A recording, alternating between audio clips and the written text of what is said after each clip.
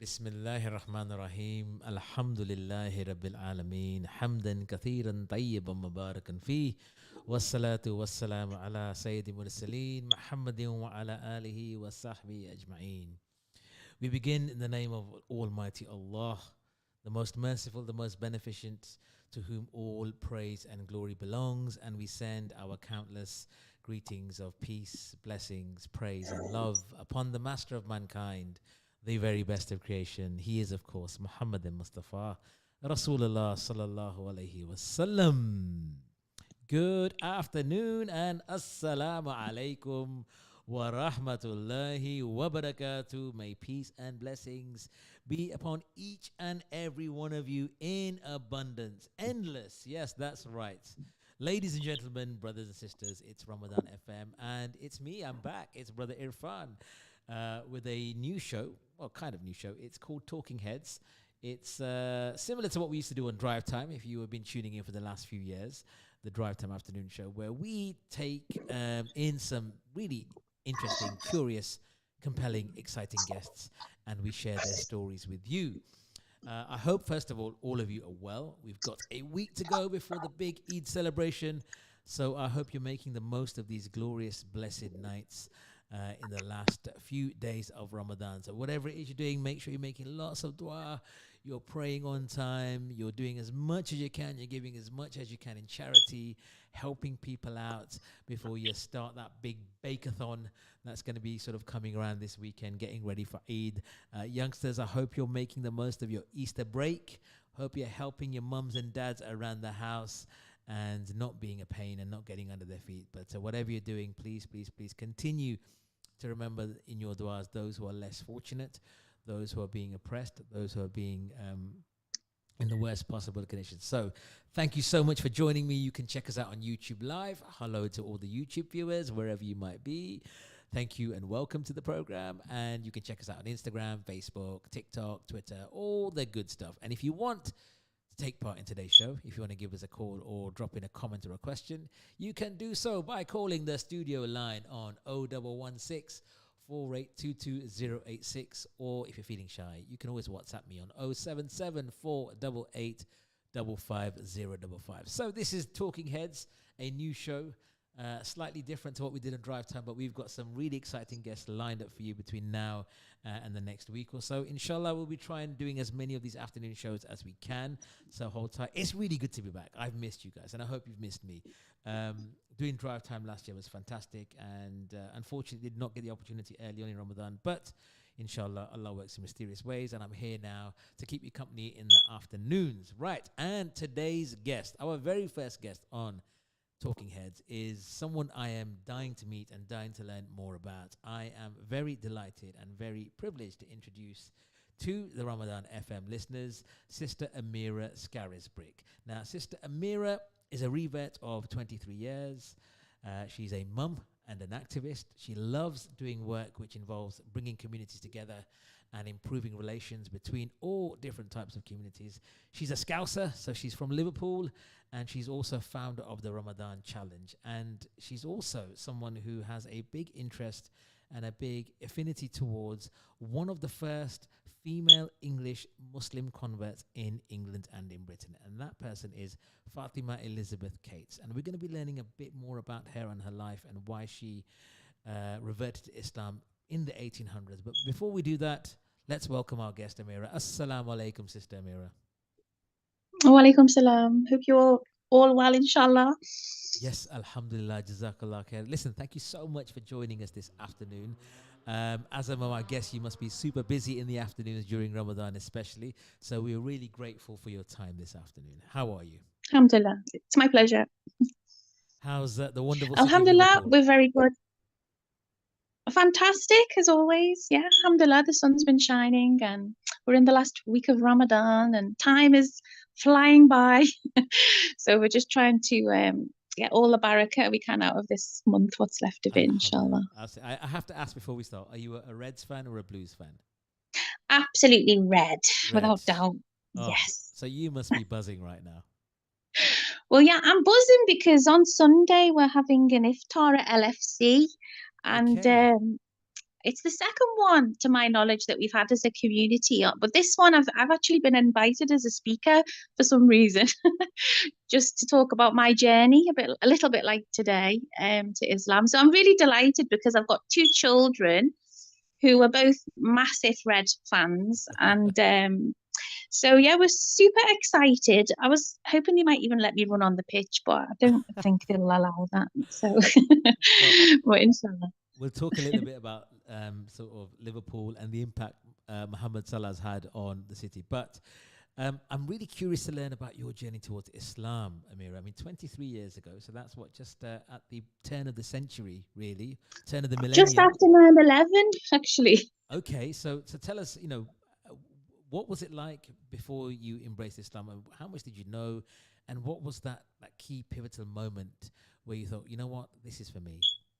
Yeah, well, amazingly, I grew up in a very multicultural part of the city. You probably heard of it. It's called Toxteth because it was connected to the riots back in the Yes. 80s. It's very near the city centre.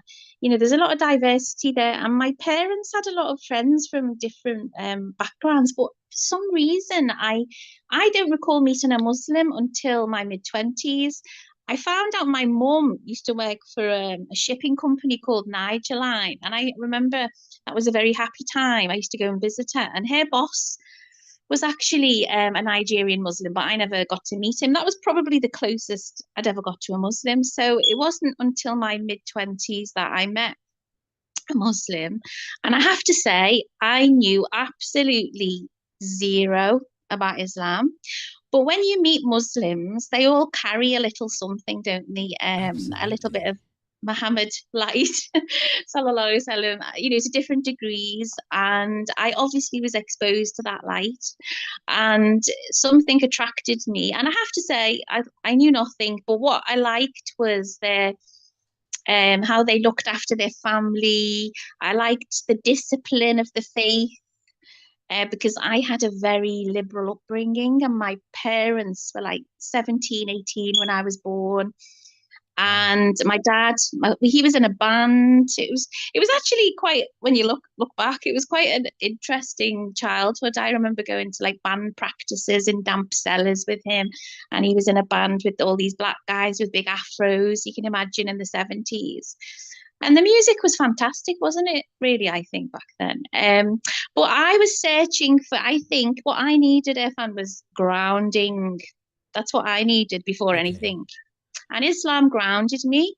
And it was only much later on, I was quite a slow developer in my learning my faith over the years, that I then started to really delve into what my faith was and who our prophet was, sallallahu alaihi wasallam, and all the Islamic sciences. I got immersed in, the obligatory knowledge that we need to know. I picked that up much later on. Uh-huh. So I was looking for some discipline, some boundaries, something to ground me. I'd say that's what attracted me. But I actually had my first exposure, I think, at 17, because somehow miraculously I got this opportunity to go on a cruise to the Middle East with my school. Mm-hmm. And I have no idea how that happened. I mean, Allah works in mysterious ways, because I went to a very average comp. My parents didn't have much money. It was like £500 back in the 80s. It was a lot of money. And somehow I ended up getting the opportunity to go. And one of the countries that we visited, one of the five, was Palestine. It was, Wow. marketed as Israel. And I knew nothing about the troubles, I knew nothing about the occupation at that age. But I distinctly remember going to Palestine, and I didn't go to Al Aqsa because, I wasn't Muslim then. But I remember touching the Wailing Wall, actually, because we were allowed to do that because, the group we were with. And I think that trip had a very massive impact on me. But it was like that was what planted the seed for me, for my faith. But it took years for it um, to grow and take root. And it wasn't until I was actually 30 that I actually took my Shahada. I would say there was 3 times between 25 to 30 where I was really like feeling the need to become Muslim, but didn't quite get there. And Mm-hmm. then when I hit 30, I thought, it's now or never. I really need to change my life. So at 30, I took my Shahada, and still knowing not very much at all, next to nothing actually. Um, but it was definitely the right thing for me to do, obviously, because I'm still in the gang. I mean, that's It wasn't. I mean, incredible story, really fascinating, and I've got a few more questions from there. So, you talked about the need to be grounded before accepting Islam. Is that something you were aware of within yourself? I mean, a lot of people at that young age, very carefree attitude towards life. They want to experience as much as you can, live for the now, and all of that stuff. So, how were you aware that you needed that? I mean, that's quite insightful for someone that young to be aware of their need to be grounded. But also, was your family, were they following any other religion, or was it quite, you mentioned that how liberal they were. Was there any sort of faith before you found Islam? Well, there was no outwardly practicing going to church. We were, yeah, identified as Protestant Church of England, but my dad and my grandmother, I would say, really were quite God conscious Uh-huh. and had a lot of faith. And I did have belief in God, but there was no outward practice, if you know what I mean. Mm-hmm, mm-hmm. So they definitely planted that in me, and um even like years later, like my father passed away just a couple of years ago, actually, but he was very happy actually when I became Muslim. He actually said it was the best thing I'd done with my life. But in the same breath, MashaAllah. he said, but you're not going to join the Taliban or you or Al Qaeda or whoever it was at the time. But he was genuinely very happy. And actually, my mum was very easygoing as well. My parents actually were very quite cool with it, even when I actually chose to change my name. And when I think back now, that must have been really difficult for them, Yeah. but they really respected it and embraced it actually. And even my Subhanallah. grandparents made a concerted effort to call me, by my, and I actually like my Christian name. It's Louise, which comes from the French verb luire, which means to shine. It's actually a really nice meaning, but I just felt like it seemed appropriate. It was a new chapter. I wanted to take a new name. And the only reason why I chose Amirah, it wasn't anything profound. I just like the sound of it. MashaAllah. Um, but yeah, so yeah, that's kind of like how it was.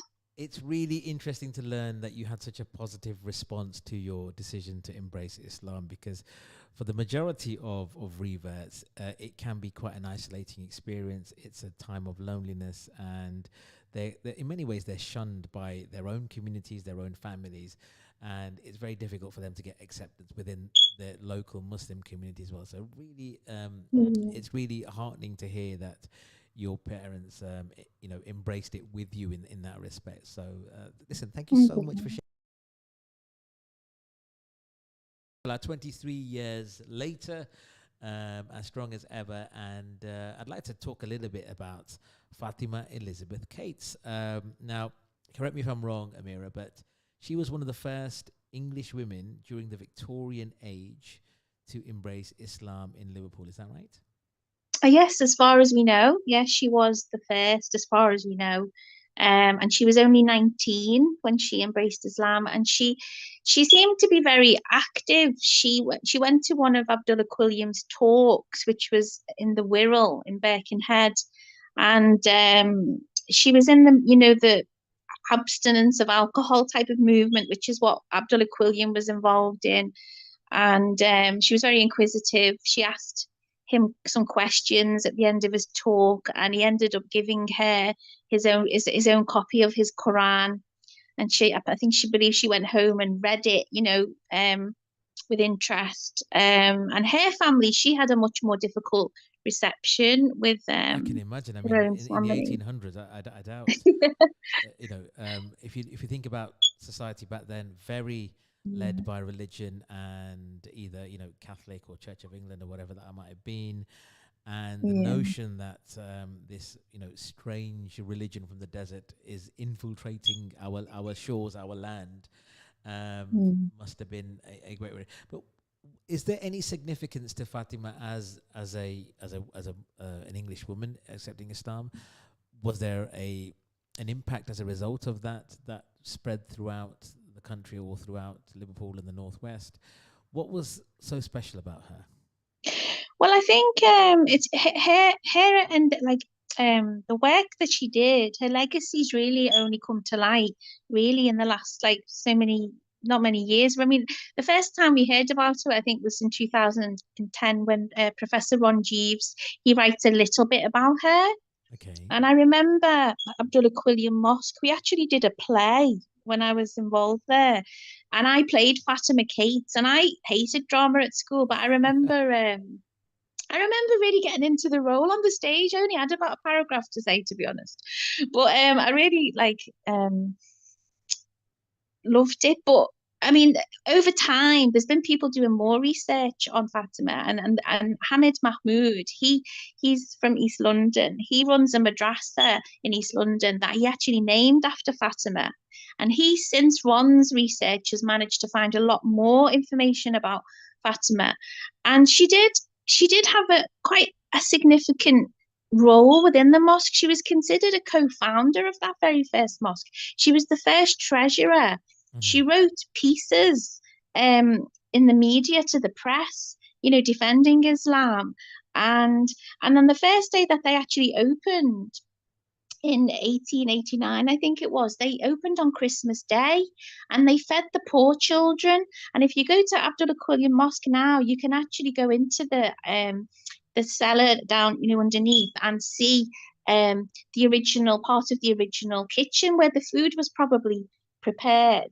So you can imagine she would have had a very big hand in that, I would imagine. And they also had an orphanage and they also had a choir which was led by women. So Fatima, my understanding and impression is that she was really very involved and she was dedicated from the get-go. And as she was, I think, only the second or the third person to take Shahada with Quilliam.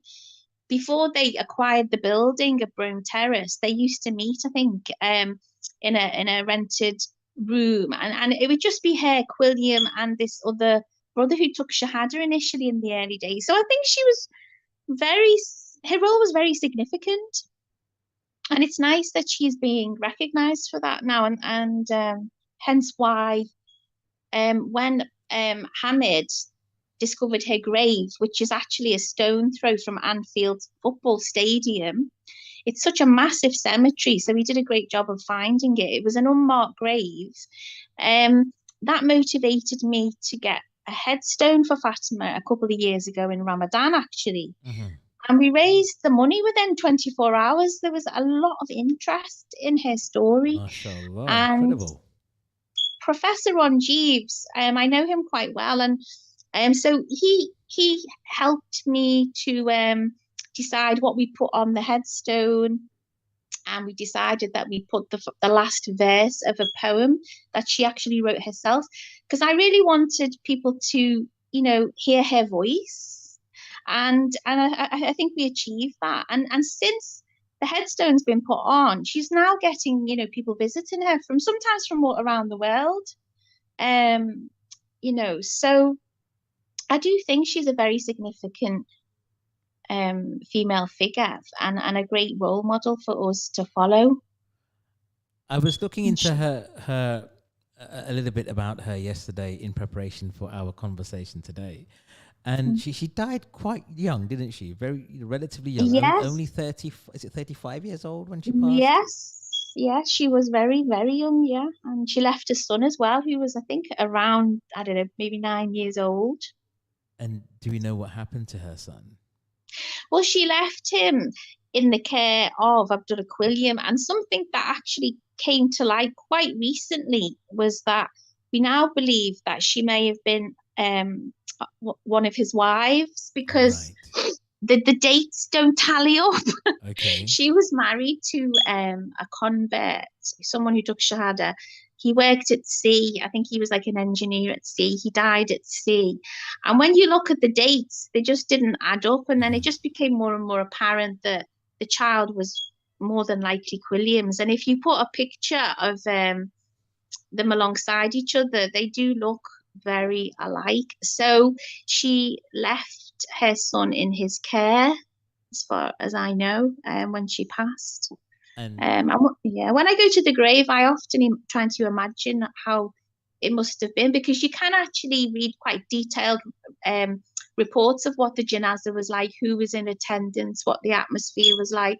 It's quite descriptive, and you can imagine his son standing, watching his mum being laid to rest. It must have been, a very trying time for him.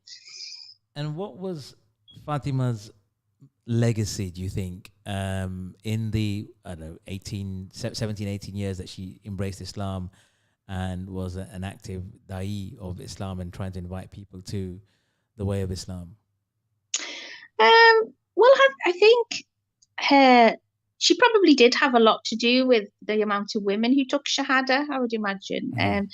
Her legacy is it's very she seems very dynamic, I mean, even in our times now, she seems to have achieved more than what many of us could hope to, because like our mosques can be quite male dominated, and it's Absolutely. You don't need to very tell me. difficult, isn't it? It's very difficult to get involved, and then for the needs of the women in the community to be met, because if you haven't got that representation on committees, how an involvement in managing the mosques, how can the needs of women be met? Because men don't, with all respect, they won't understand what women need. And Fatima was obviously a trailblazer in that sense, that she set a great example for us to show that even back then she was involved in it. It seems almost in every level. Uh-huh. So her legacy is great, and actually, I actually feel we've gone quite backwards compared to where she left off.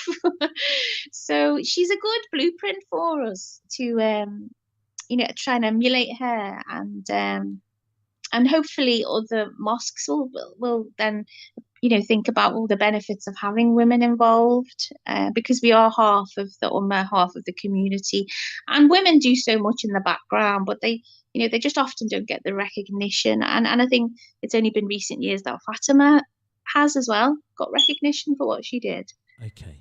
So one last question or comment on Fatima before we move on to some of the other stuff that you're doing, Mm-hmm. Amirah. And if you have got a question or a comment, please text us on 077 488 55055. This is Talking Heads with me, Brother Irfhan, and our special guest, Amirah Scarisbrick, here on Ramadan FM. And drop us a line or a note if you want to contribute to this absolutely fascinating discussion.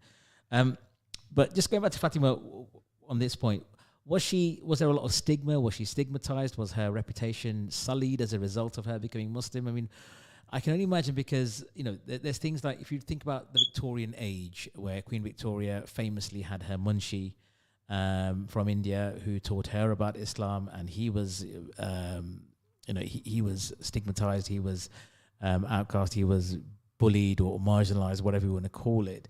I'm thinking it must have been exceptionally challenging for an English woman from here who's shunned her religion. At that time there must have been a great belief that this is the right way in terms of Christianity, for her to go against the grain. And it's, was there any attack on her person, on her personality, on her reputation? Yes, I mean her own family, I'm sure their intention was good, but I think she was locked in her room. Her mum tried to, was probably thinking she was doing the right thing, but she had a lot of opposition at home. Although later on, I think her sister did convert to Islam, mashallah. But I know that there was an account where she was actually pinned down in the street and had horse manure put in her Oh face. my So goodness. without doubt, she would have had a lot of pushback, and the mosque did as well, because the mosque would often be attacked, or there would be crowds outside, and it did cause a lot of controversy and suspicion. So yeah, she didn't have an easy time. She did have a difficult life, and Allah reward her for her, I mean, sacrifice. I mean, brilliant stuff. You mentioned the book before we were on air, that details more about Fatima's life and other influential Muslim women in Britain. Can you just tell us very quickly a bit about that? Yeah, it's a book that's just recently come out. Muslim Women in Britain, 1850 to 1950, 100 years of hidden history. And my copy, my hardback, it's still only in hardback. Only came last night, and I just started to read it. And it's edited by Syria Chevalier Contractor, who I think I've met her on a number of occasions, and I think she's a convert, and Jamie Gilham. And I've only read a few pages, but already there's lots of names that I've never heard of significant women, and some, working class women, women from different classes who embraced Islam. But I'd highly recommend people, have a look at that to just find out more of this, very important history in our country. So yeah, I'm really looking forward to getting my teeth into that. And you can also obviously buy Fatima. There's a book on Fatima Cates that was written by Hamid Mahmoud, and like I say, he named a madrasa after Fatima, which I visited. I did a couple assemblies at that madrasa some years ago when I met Hamid. He's the one who found the grave, and Yahya Bert also wrote the book, and that is a brilliant read as well. It's nice for young people to read that as well because it's quite an easy read. So I'd recommend that. Fantastic. We've had a text come in, Amirah. Salams, are there any documentaries or books on Fatima's life? Well, we just talked about Muslim women in Britain and a book by Hamid Mahmoud on Fatima Cates' life. So please go and check those out. She sounds like a very much pioneering woman of the Victorian era. So yes, she is. And if you have just joined us now, you can catch us up on YouTube and Spotify. So this conversation, this interview will be available for you to listen again at your leisure whenever that might be. But yes, Muslim Women in Britain, 1850 to 1950, a hidden history of Islam by Syria Contractor. And is it Jamie Gilham, you said? Is that right? Yes. Yes, Jamie Gilham. Yeah. There isn't, as far as I know, anything been made. I was trying to get somebody to do a play on her recently, because I don't know if you've heard of a character, a lady called Kitty Wilkinson from Liverpool. Mm-hmm. She was the founder of the first wash houses in the whole country, and her grave is actually just below, the big, I don't know if you've seen the big Anglican cathedral. It's a big iconic building that, helps you to recognise Liverpool as you drive in. She's got a lovely spot under a tree there. And she's so well loved in the city. She's actually in the stained glass. We have a ladies' chapel in the cathedral, and there's a whole stained glass dedicated to women. And Kitty's in there. And there's also a statue of her in St. George's Hall. Now, there was a play done about her by a small drama group organisation in Liverpool, and I was trying to get them to do something maybe on, Fatima Cates, because it would be a great story to see on the stage. Absolutely. Or a documentary or film. I think anything like that which documents pioneers within sort of British Islam and British Muslims, it would be an absolute must watch. But thank you so much for your insight into Fatima Cates. So if you want to learn more about Fatima Elizabeth Cates, please check out Muslim Women in Britain. There are some blogs available online which Amirah has contributed to and taken part in. So please, when you get a moment, go check those out, because absolutely fascinating. And Jazakallah khair for your insight on Fatima's life and her Islam. Moving on now, Amirah, I'd love to hear some more about the Ramadan Iftar event at Anfield. Mm-hmm. Okay, so yes, we're looking at Sunday. There was 3,000 tickets, and they've all gone. There's going to be. I was hoping I could get an invite. Well, yeah, I can't really promise anything. I think they're quite strict, aren't they, about numbers? But if there's any way, I'll let you know. Oh, fantastic! But yeah, so we're looking forward to that, and I'm hoping when I speak for my 10-minute slot, I do want to give Quilliam. I'm sure somebody will mention Quilliam, but anyway, if they don't, I'm planning to just remind, to let the audience know that Abdullah Quilliam did actually have a friendship with the founder of Liverpool FC, which is interesting. No way. Yes, and Yahya Bert, he's done a couple of tours on a bus and where he talks about Fatima and Quilliam, and he takes them to Anfield to see, to mention this relationship that they had. And also, it's interesting because Fatima's resting place is literally a stone throw from Anfield, because we actually held a hugely successful event just after we got the grave. We had a commemoration for Fatima, which I think was the first of its kind, where converts from all over the country came, different converts groups. There was a lot of academics. We got a lot of media attention from mainstream press as well as all the Islamic channels.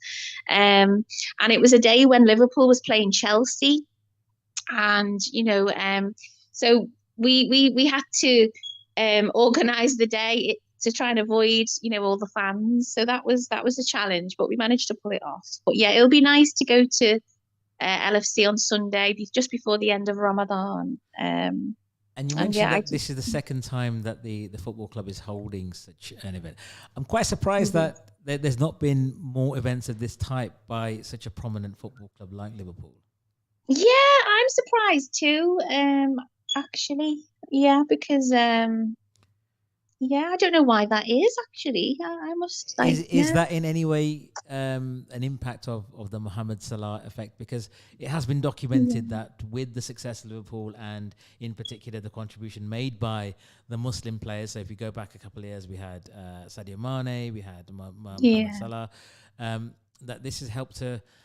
I don't know. I mean, obviously not being. It has definitely. It's helped enormously. Absolutely, yeah, definitely. And yeah, I remember seeing Mane. Yeah.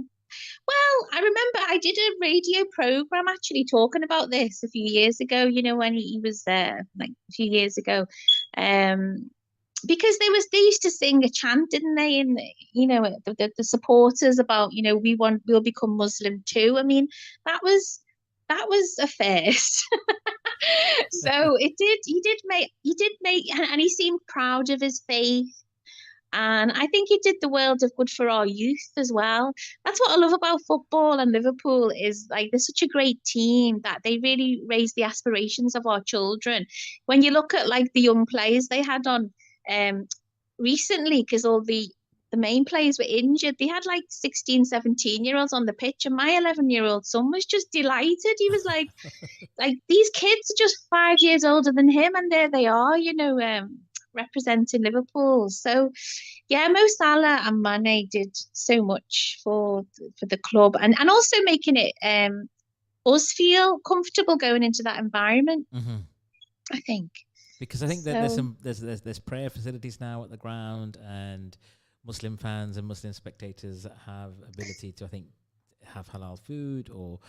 Yeah, I even know a Yemeni sister who did fashion, and she's a massive LFC fan. I think her brother's got a shop actually near the grounds. Cal, his name is. He's very good friends with his wife, and she did a fashion show of modest clothing with all to do with Liverpool Football Club, and she actually designed some limited edition items, I remember, and I couldn't get hold of them because they were limited edition. So yeah, it's lovely to see that overlap, because the Muslim community has been embedded in the city for a very long time, and it shows there's all these connections, mashallah. That's interesting. So in Leicester we have a Muslim community that is predominantly from South Asia. Is that the same in Liverpool, or is it more of a no? Mix? It's a real mix. So, like at the time of Quilliam, there were so many nationalities because Liverpool was the gateway to the New World, wasn't it? And it was at its height at that time. So you had people from all over the world, from all different backgrounds and classes coming in, from people who seamen coming, in groups, and you'd have royalty coming. So Liverpool's got a fascinating amount of diversity, and that's what I love about it, because on Eid, and when you go to iftars and it's bring a dish, and you just get to see so much diversity. It really is the world in one city. Fantastic. Right. I want to move on to something called the Ramadan Challenge, Amirah, which I understand you are the founder of. Tell us a little bit about that. Okay, so the Ramadan challenge, the idea came about 4 years ago. So my son was wanting to fast. He was in primary school. So he was quite young, wasn't he, I suppose? Because he's only 11 now.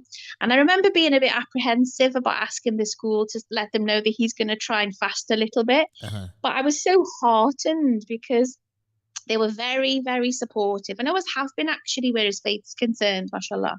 He goes to a school called Lipper, which is right next to the big Anglican cathedral. And Paul McCartney, one of the Beatles, was involved in setting Lipper up, the big Lipper.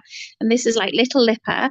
And they were so supportive. They said, if you bring a little container in, we'll put his lunch in and you can have it later. And that just, it really meant so much to me. It really made me so happy knowing that my son was being supported in practicing his faith in school. And at the same time, I had a friend who had children in another school not far, where they had a completely different experience, and it wasn't a positive experience. And it was so bad that I think the children were in tears because the head teacher was telling them they couldn't fast. So I remember thinking and pondering about this, and I thought, well, we can't really expect non-Muslims to understand all the intricacies about Ramadan.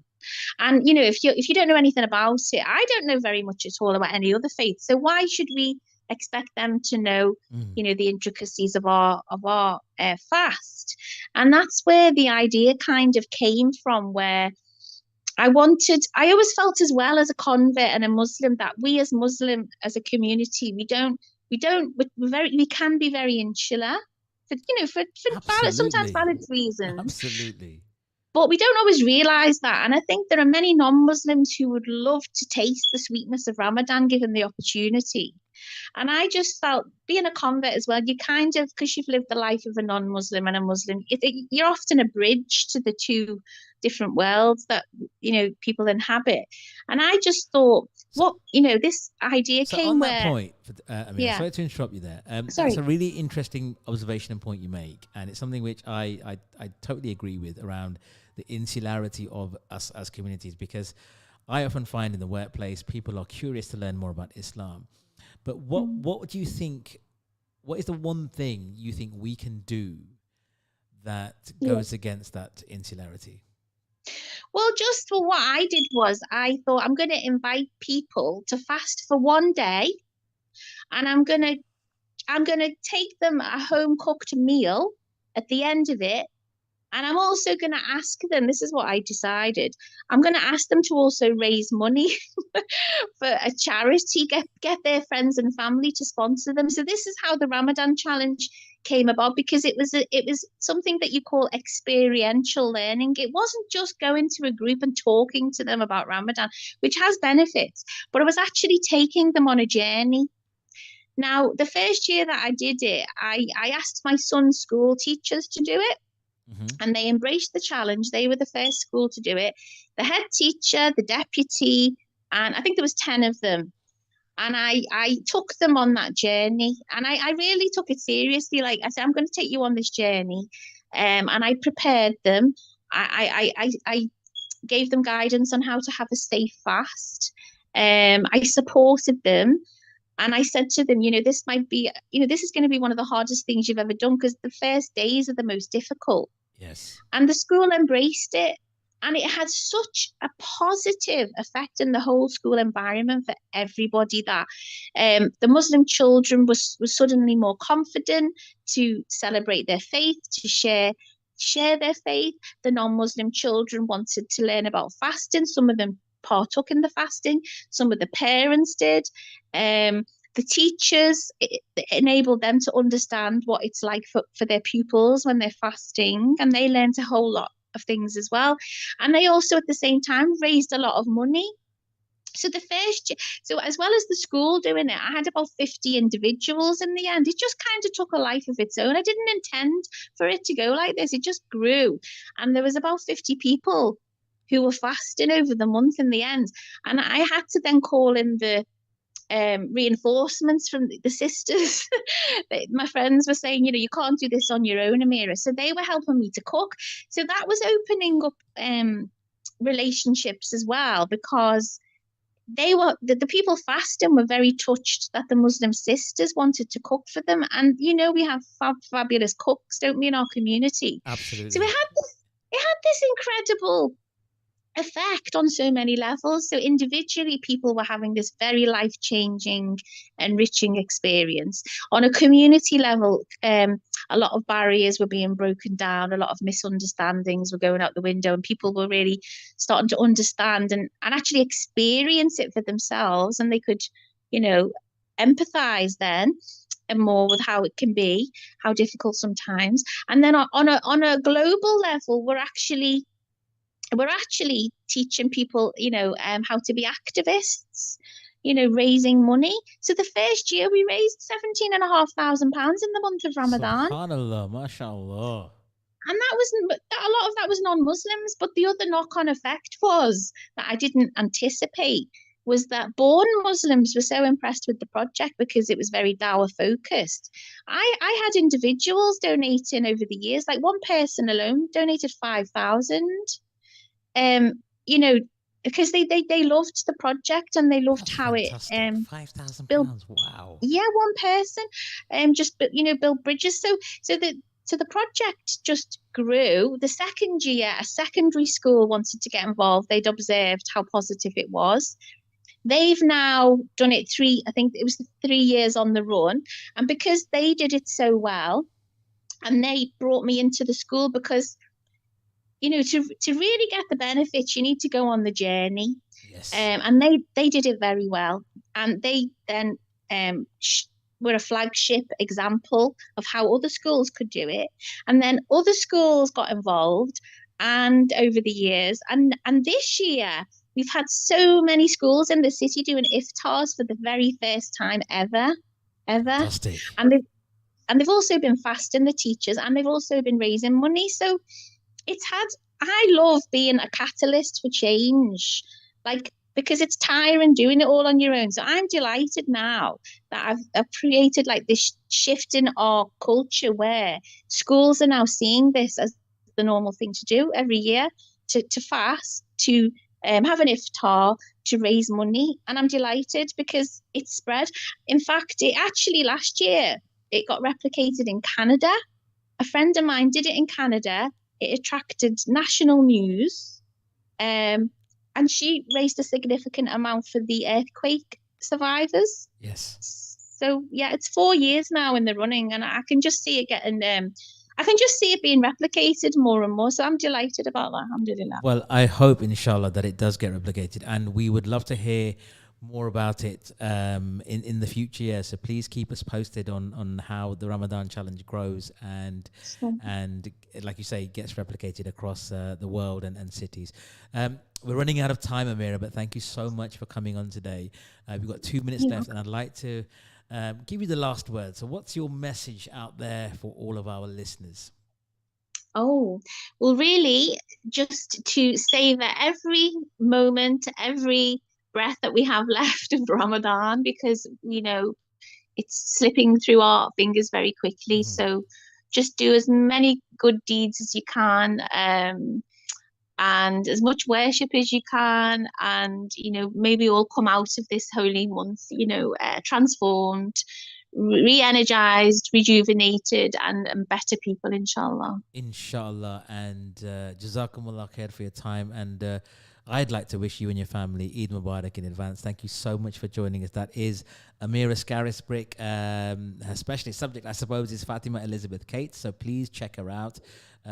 Search for Fatima Elizabeth Cates, a Victorian British Muslim woman. Probably one of the first Muslim women in Britain at that time. The book is Muslim Women in Britain, 1850 to 1950. Hidden Women of Islam. That's by Surya Contractor and Jamie Gillam. Thank you so much again, Amirah. I'll be back, inshallah. I've got some good news and bad news. The good news is I'm on 3 times tomorrow. The bad news is I'm on 3 times tomorrow. So, yeah. So make sure you tune in. I've got the second part of the Islamic history series with Owais Kolia. Make sure you tune into that. I'm interviewing Zafar Haq, who is standing for MP in Leicester East. And I've got the moon sighting guys tomorrow as well at 2:00. So thank you so much for joining me on Talking Heads. Wish you a pleasant afternoon. Remember us in your du'as. Remember the whole Muslim ummah in your du'as. And keep listening to Ramadan FM. It is the best Ramadan radio station out there, online, YouTube, Instagram, Facebook, or www.ramadanfm. Stay tuned. We've got more and more after the break with the Al Rayyan Club and the